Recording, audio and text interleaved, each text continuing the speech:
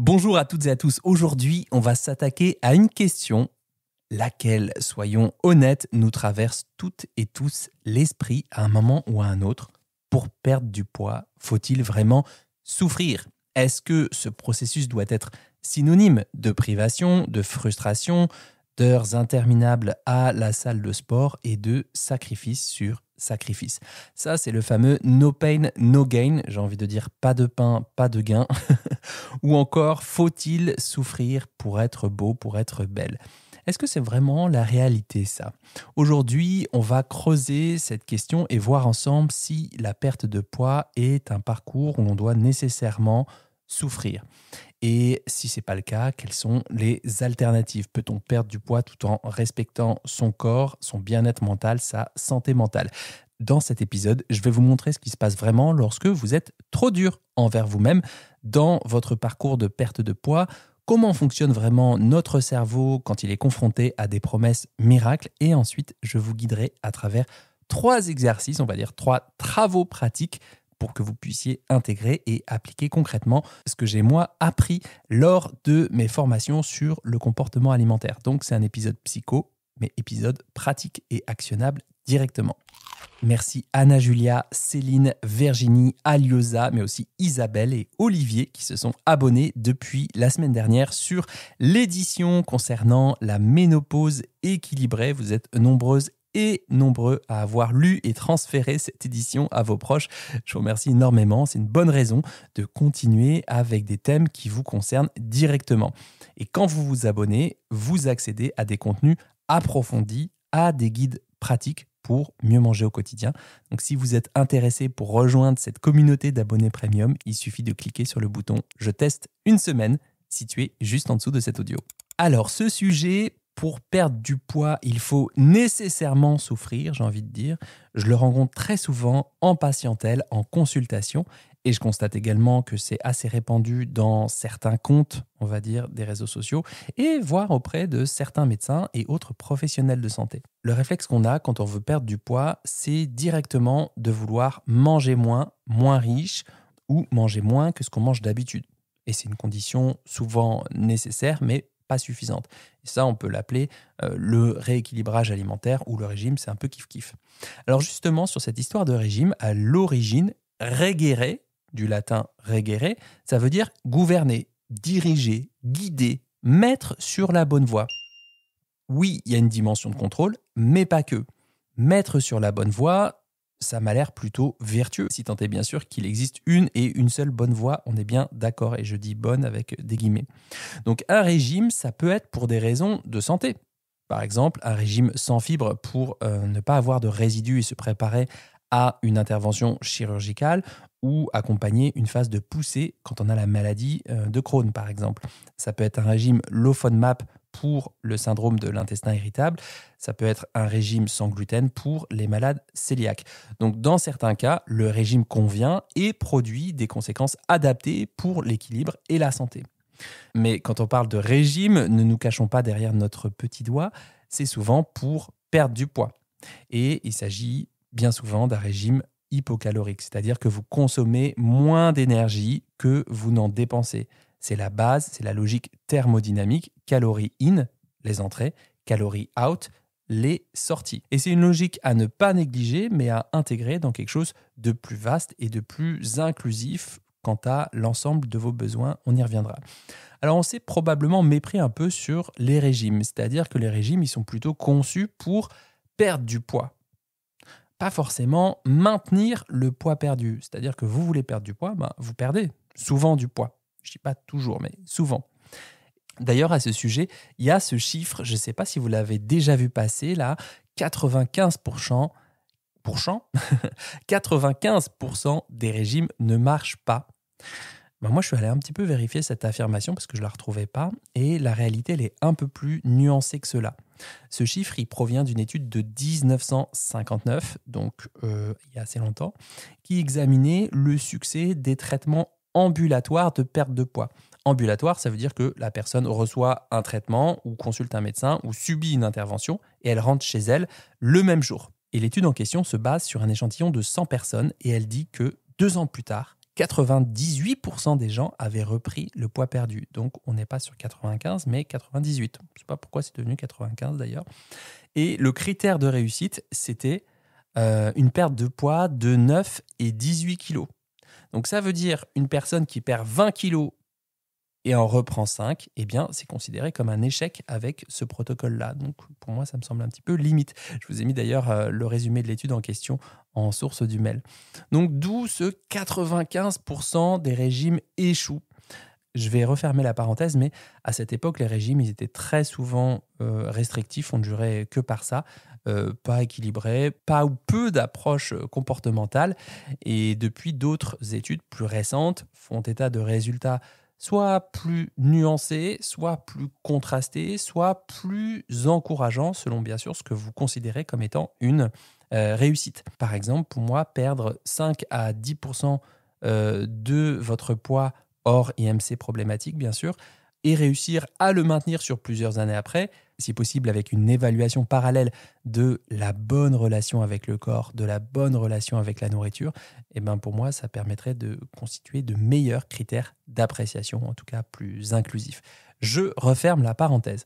Alors, autre effet pervers des régimes un peu classiques, c'est la charge de la culpabilité. Lorsque ça marche, entre guillemets, et que vous perdez du poids, c'est souvent grâce au thérapeute et ou au protocole qu'on juge efficace. Ah ouais, avec monsieur machin, avec tel régime, j'ai perdu X kilos.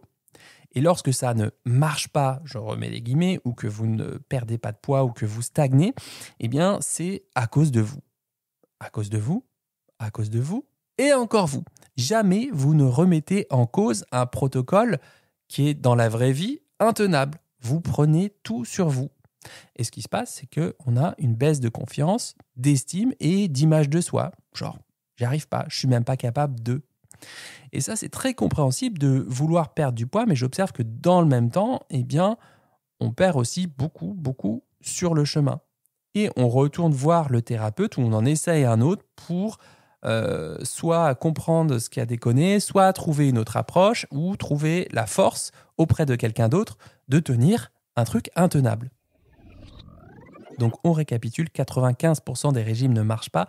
C'est une affirmation qui est erronée. Et quand ça ne marche pas, entre guillemets, on a tendance à se blâmer soi-même en premier plutôt que le protocole. Ensuite, parlons un peu du cerveau. Le cerveau, il est davantage câblé pour des bénéfices sûrs et à court terme plutôt que les éventuels bénéfices à long terme.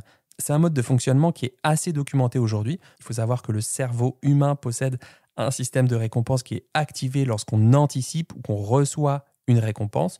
Dans le cas présent, la récompense, c'est la perte de poids. Et ce système est principalement régulé par des neurotransmetteurs tels que la dopamine.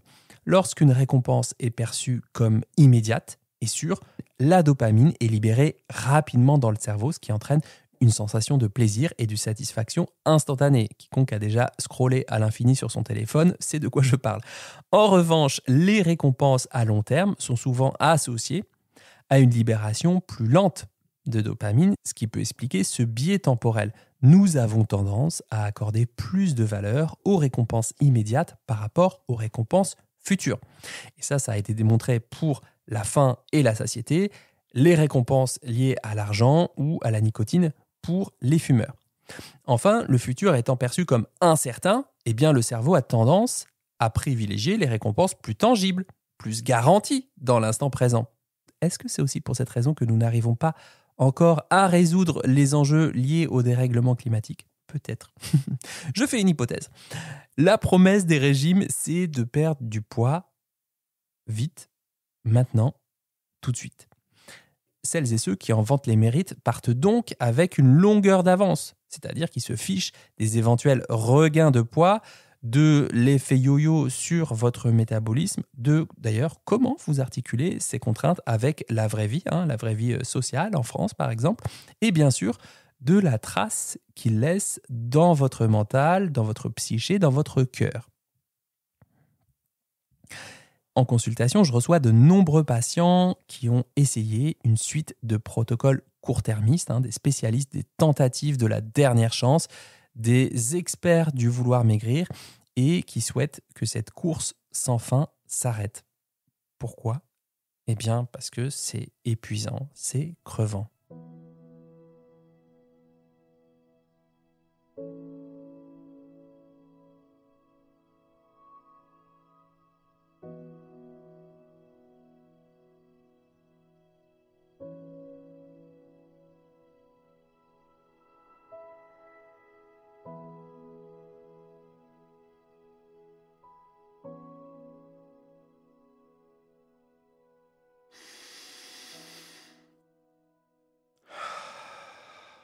Allez, on récapitule un peu. Notre cerveau est davantage câblé pour des bénéfices perçus comme sur et court terme, plutôt qu'éventuels et long terme. D'où le fait que c'est plus difficile pour nous, les humains, le club des humains, les gens qui font ce qu'ils peuvent avec ce qu'ils ont, eh bien, d'envisager une démarche aux résultats plus différés dans le temps. Allez, on passe au premier exercice, au premier travail pratique parce que c'est bien beau de se balader dans les transports, de m'écouter pendant votre marche ou que vous faites la cuisine ou votre rangement dans votre appartement. Mais j'aimerais que vous téléchargiez l'exercice à faire avant de passer à la suite.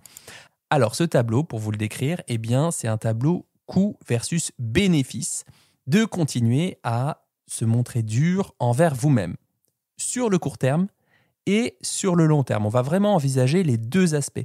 Et je vous demande d'ailleurs d'explorer également les bénéfices cachés, les bénéfices secondaires de continuer à être dur envers vous-même, de prendre le temps vraiment de les explorer, de les valider, de les observer. Alors si vous n'avez pas l'habitude, et pour vous aider un peu à explorer, les coûts et les bénéfices, ça peut être vis-à-vis de vous, de votre plaisir gustatif, sensoriel, de l'écoute de vos envies, de vos besoins. Ça peut aussi être lié à la composition de vos assiettes, à votre séance de sport, à votre activité physique, aux activités stimulantes que vous faites dans la vie de tous les jours, au type d'émotions que vous éprouvez, au type de pensée que vous nourrissez.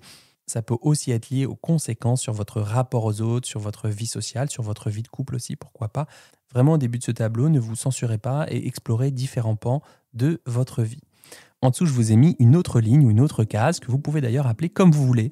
Mes besoins, ce que je viens de découvrir, ce qui est important pour moi. Donc là, cet exercice était pour partir du réel, de votre réel, et de voir concrètement ce qu'il vous coûte, ce qu'il vous rapporte.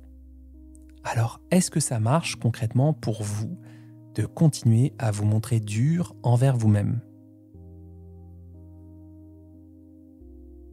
Ok, maintenant, deuxième exercice qui va vous demander un peu d'imagination.